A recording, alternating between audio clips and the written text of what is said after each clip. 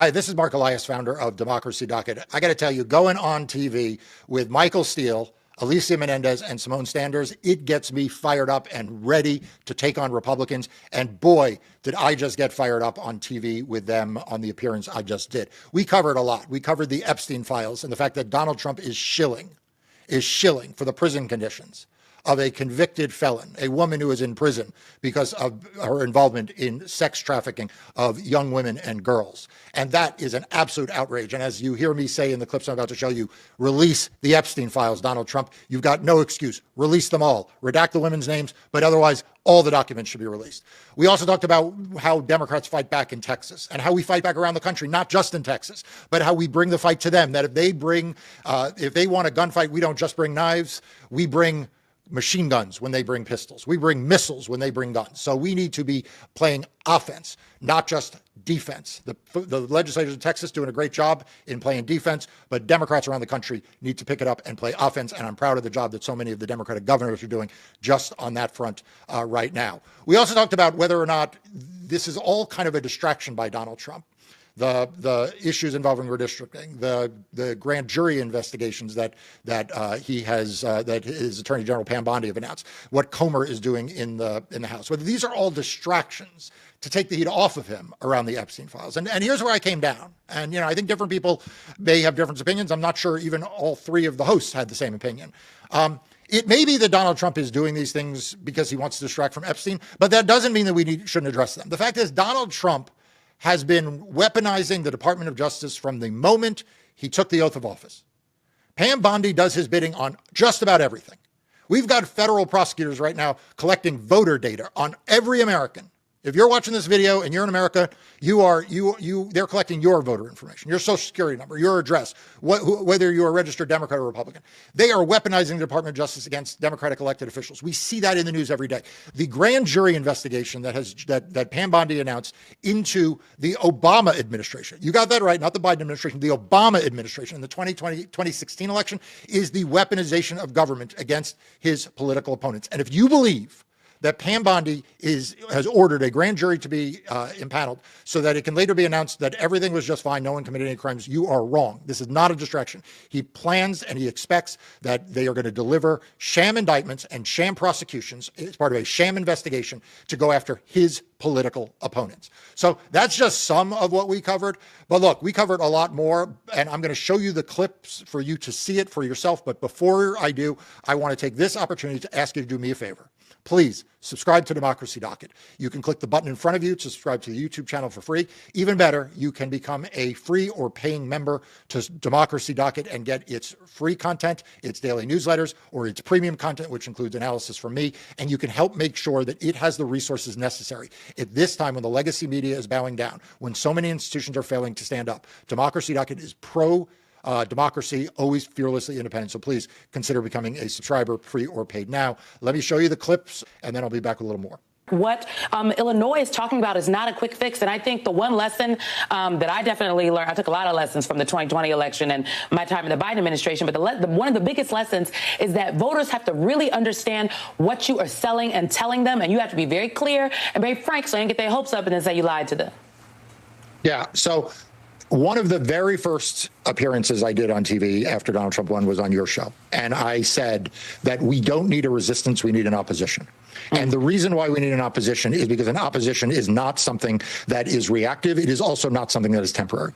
It is something that is proactive, and it is something that is permanent.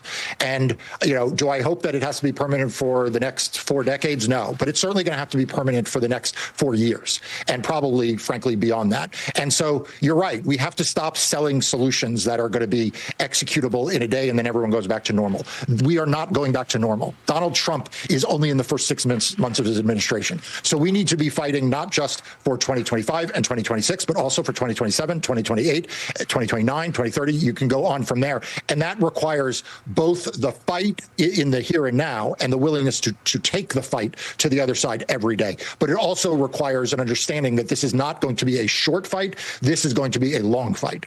This is a Michael Steele strategy. And I'm not poo-pooing it, but I do think that Michael, when he ran the RNC, he and the people around him understood that this is a long-term fight, baby. And on that point, you know, while I understand what Holcomb and others are saying about, you know, 27, 28 and beyond, I really want to zero in, Mark, in the little bit of time we have left on the here and now, because this is the piece that's going to move the people, folks. Folks ain't sitting back waiting, well, we're going to get to that in 27. No, I need to say, what are we going to do in 27 days? How do we turn that spigot up? Here's the bottom line. Right now, Republicans are the most cocksure people in Washington. They don't believe anyone can touch them. No one can touch them.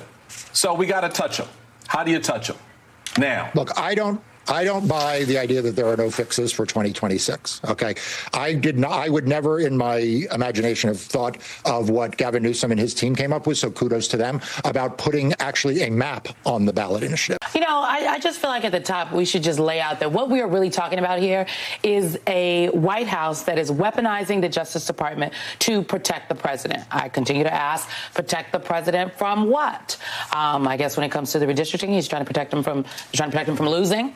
And Texas is aiding and abetting in that. When it comes to what the grand jury and then what Congress is doing, it just does not sit well with me, Alicia. I'm very unsettled. I'm very unsettled as well. And the question I have, Marc, Elias, is whether we sort of whistle past some of this stuff and say, yes, it is intended to be a distraction from Epstein, or if we acknowledge that while it is a distraction, it is also an escalation.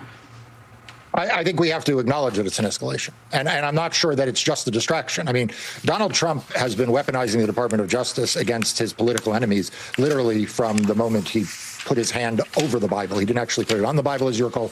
He sort of hovered it over it. Maybe he was looking for like a little way out there. Who knows? But he has been weaponizing the Department of Justice from the beginning. And we have seen that in case after case, incident after incident. So we should not, treat lightly the fact that he has, basically told his Department of Justice who to go after, who not to go after. Now, according to the video that you just showed, he's now like running the Bureau of Prisons, like, who should be moved to what place. He's now, everyone who took the Epstein files seriously when the right wing was saying they needed to be released. Where are you now? Like, you have the President of the United States, someone who is clearly in the Epstein files, trying to make sure that one of the convicted traffickers of these young women and girls, make sure she gets cushier arrangements. Like, this is not normal activity in the Epstein files. It is interfering with law enforcement and the way in which inmates are normally handled. It is not normal that he is telling the Department of Justice to go after his political enemies. It is not normal that he is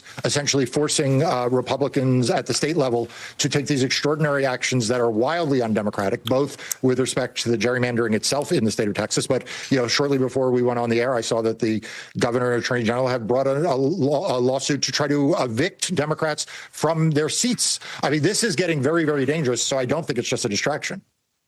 Well, let's pick up on that then. It's getting very dangerous, and it is not just a distraction. When we were chatting earlier today, I think what struck me about everything from what is happening in Texas to now the Justice Department and the Congress chasing old ghosts, frankly, instead of literally looking at predators and addressing crime right now. What struck me about this is Donald Trump was able to get an entire swath of people, well-meaning folks, many of them, to believe that he actually won the 2020 election. Right? That the 2020 election was rigged, and people believed it so much so that many of them took up arms against the United States government to stop the certification of votes. But really, they thought that they were being patriots, right? Folks gave money to support his quote-unquote big lie. Now, there are people out there that believe that this Russiagate conspiracy, they are primed to believe this. So two things can't be happening at the same time. That if he was able to do that on the 2020 election, right, and undermine the credibility of that with these lies and get people to believe that, why should we think that this is going to be any different what he's doing right now? I agree that it's a distraction, but I also think, to your point, it's dangerous.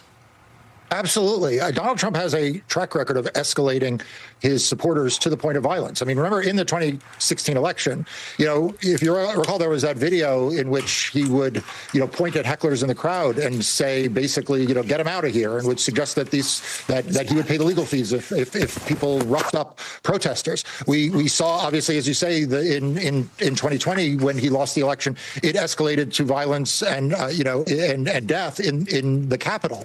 And we need to treat seriously that when Donald Trump wants to steal seats in Texas, he wants to steal seats in Texas. When he wants to send federal prosecutors against his political opponents, we're going to see federal prosecutors go after his political opponents. Pam Bondi has instructed a grand jury to be impaneled. I promise you, she didn't do that to then report back to the President of the United States that, oh, don't worry, there was no problem, everything was on the up and up. There are going to be sham indictments, there are going to be sham trials, and everyone needs to recognize this is a very, very dangerous thing that Donald Trump is doing, and it is more dangerous if we don't take it seriously. I will add, hey, Donald Trump released the Epstein files. Well, yes, exactly. And to pick up on a point that Simone made at the beginning when she said that this is all very unsettling, that she's unsettled by this, I'm real settled. Because this is all crazy as hell. And everybody's walking around, Mark, as you well know, because you and I have had this conversation, scratching hair, go, what do we do? What do we do next? It's what you're doing right now. It's what others like you in this space are trying to do to recreate an opportunity for us to have a conversation and expose, like you just said at the end there, give us the documents. Tell us what the truth is here.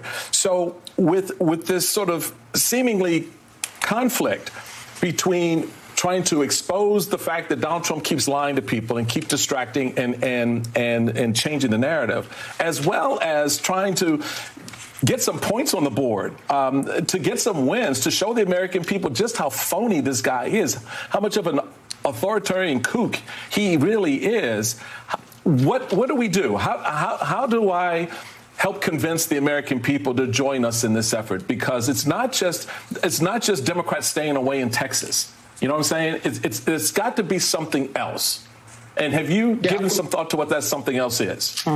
Yeah, look, I mean, the American people want to see that Democrats have fight. They want to see that, as you say, we are not just staying away in Texas, but we are actually addressing this in other states where we have power. And, you and I, Michael, I feel like were dismissed as kooks a few weeks ago when you and I talked about Democrats upping the ante. And I think I said, if they try to take these 5 seats in Texas, Democrats should redistrict every Republican out of 7 states and gain 30 seats. Right. And you agreed with me. And I think that is what Donald Trump understands. And at the time, it seemed really out there. Now you hear more and more people expressing similar sentiments, and good for them. But what's happened in the last 24 hours?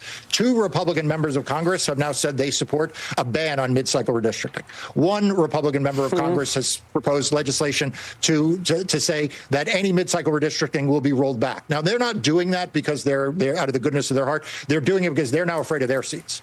And we need to show the American people that we are not just playing defense, but that we will fight with the same tools, and that if they bring guns, not only won't we bring knives, but if they bring pistols, we'll bring machine guns. Like, we need to be showing that we will fight tougher and harder every single day on all of these fronts, which is why I ended, as I did, the last answer with release the Epstein files. Forget just the grand jury materials. Release all of them. Release all the FBI interviews. Release the FBI analysis. Release the FBI spreadsheets. Obviously, redact the names of the victims, the women who are victims, but the rest, the men involved, none of them are victims. All of them should be released.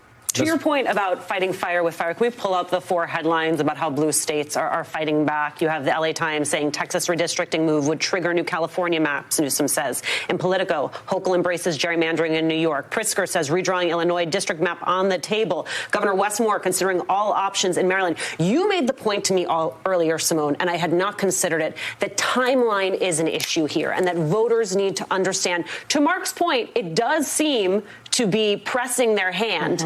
It may not be as simple, though, as we want it to be. Yeah, look, I think, first of all, I believe when they go low, you got to kick them, okay? When you go low, you got to go toe-to-toe. Kneecap them, baby. But the way Democrats are talking about going toe-to-toe, I think voters, Americans across the country, should understand that it is not a quick fix. What Kathy Hochul is talking about in New York is not going to happen until 2027 if she's able to do it. What Newsom is talking about requires a vote, a ballot. He's going to put something on the ballot before the voters, Mark. All right. So as I said, that was me, and Michael Steele and Alicia Menendez and Simone Sanders. And you can tell we are pretty worked up about what's happening to our democracy today. There is a lot of problems with what Donald Trump is doing, but it's not just the problems of policy. It is the threat to democracy itself. It is the threats to free and fair elections. It is the threat that he will misuse the Department of Justice to reward his friends, create his own reality of what has happened in the Epstein files, but also the threat that is posed to his political enemies. I know, I live it every day. I posted something on Democracy Docket a couple of days ago about how Tulsi Gabbard, the head of the nation's intelligence agencies, the director of national intelligence, how she told Glenn Beck, she agreed with Glenn Beck that the fact that I had deleted was no longer posting on X must be evidence that I am not, quote unquote, innocent, and that the Department of Justice is reviewing this because it is somehow, within their ambit. Look, I think she may be full of it. She may have just been sucking up for the right wing, but we all need to recognize the threat that everyone who stands up for democracy faces.